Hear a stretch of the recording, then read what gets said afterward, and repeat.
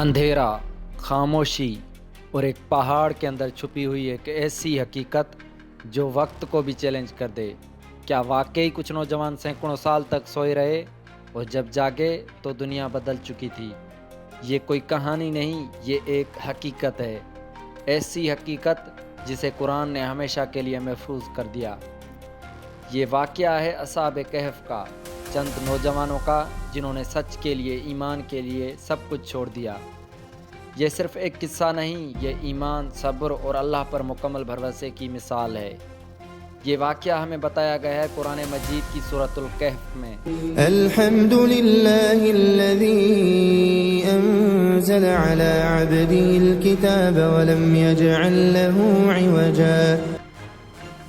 اور یہ ہمیں یہ سکھاتا ہے کہ جب دنیا ظلم سے بھر جائے تب اللہ اپنے بندوں کو کیسے بچاتا ہے۔ آئیے اس حیرت انگیز واقعے کو ایک سفر کی طرح دیکھتے ہیں۔ ایک زمانہ تھا جب ایک بادشاہ حکومت کرتا تھا جو خود کو خدا سمجھتا تھا۔ اس کا حکم تھا، تم ساب لوگ صرف مجھے پوجو۔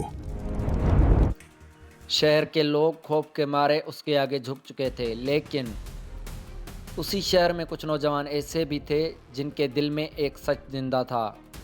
وہ جانتے تھے ہمارا رب صرف ایک ہے اور ہم اسی کی عبادت کریں گے۔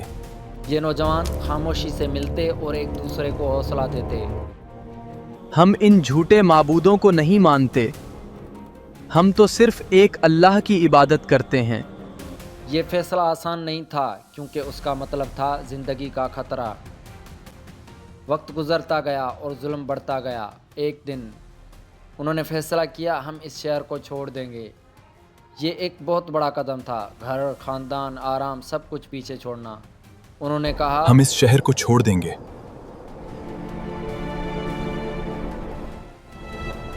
ہم اپنے رب کی طرف بھاگتے ہیں، اے وہ ہمیں راستہ دکھائے گا۔ اور پھر وہ نکل پڑے۔ نہ کوئی سامان، نہ کوئی یقین کہ آگے کیا ہوگا، صرف ایک چیز تھی، اللہ پر مکمل بھروسہ۔ کئی دنوں کے بعد وہ ایک پہاڑ تک پہنچے۔ وہاں ایک غار تھا۔ انہوں نے ایک دوسرے کی طرف دیکھا اور کہا، یہی ہماری پناہ گاہ ہے۔ وہ غار میں داخل ہو گئے اور اللہ سے دعا کی، اے ہمارے رب، ہمیں اپنی رحمت عطا فرما اور ہمارے کام کو درست کر دے۔ یہ الفاظ ان کے ایمان کی گہرائی کو ظاہر کرتے تھے۔ پھر کچھ ایسا ہوا جو انسانی عقل سے باہر ہے۔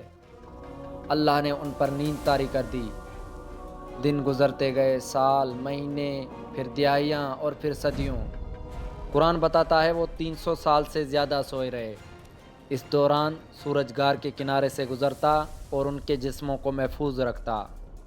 ان کا کتا غار کے دروازے پر پہرا دیتا رہا۔ یہ منظر ایک معجزہ تھا، نہ ان کے جسم سڑے نہ وہ ختم ہوئے۔ اللہ نے انہیں محفوظ رکھا اور باہر کی دنیا بدل چکی تھی۔ وہ ظالم بادشاہ کب کا ختم ہو چکا تھا، لوگوں کا ایمان بدل چکا تھا۔ پھر ایک دن اللہ نے انہیں جگا دیا۔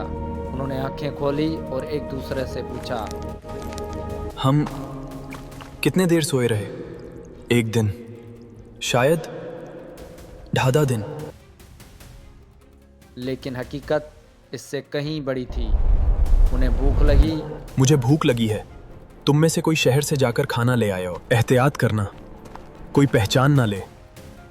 جب وہ نوجوان شہر پہنچا وہ حیران رہ گیا۔ سب کچھ بدل چکا تھا، لوگ، لباس، بازار۔ اور جب اس نے پرانے سکے دیے، لوگ چونک گئے۔ یہ سکے تو صدیوں پرانے ہیں۔ اب راز کھلنے لگا۔ لوگ اسے لے کر غار تک پہنچے اور وہاں انہوں نے ایک ایسا منظر دیکھا جو ایمان کو مضبوط کر دے۔ اللہ نے انہیں دوبارہ دنیا کے سامنے زندہ کیا تاکہ لوگ جان لیں قیامت کا دن حق ہے۔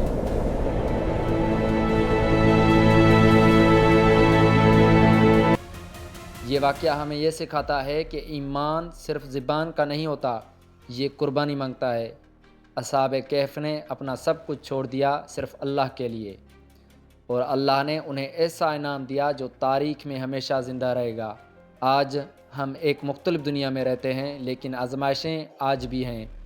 سوال یہ ہے، کیا ہم بھی سچ کے لیے کھڑے ہو سکتے ہیں؟ کیا ہم بھی اپنے ایمان کی حفاظت کر سکتے ہیں؟ اگر ہم اللہ پر بھروسہ کریں تو وہ ہمیں بھی راستہ دکھائے گا۔ یاد رکھیں، جب دنیا اندھیری ہو جائے تب اللہ کا نور راستہ بناتا ہے۔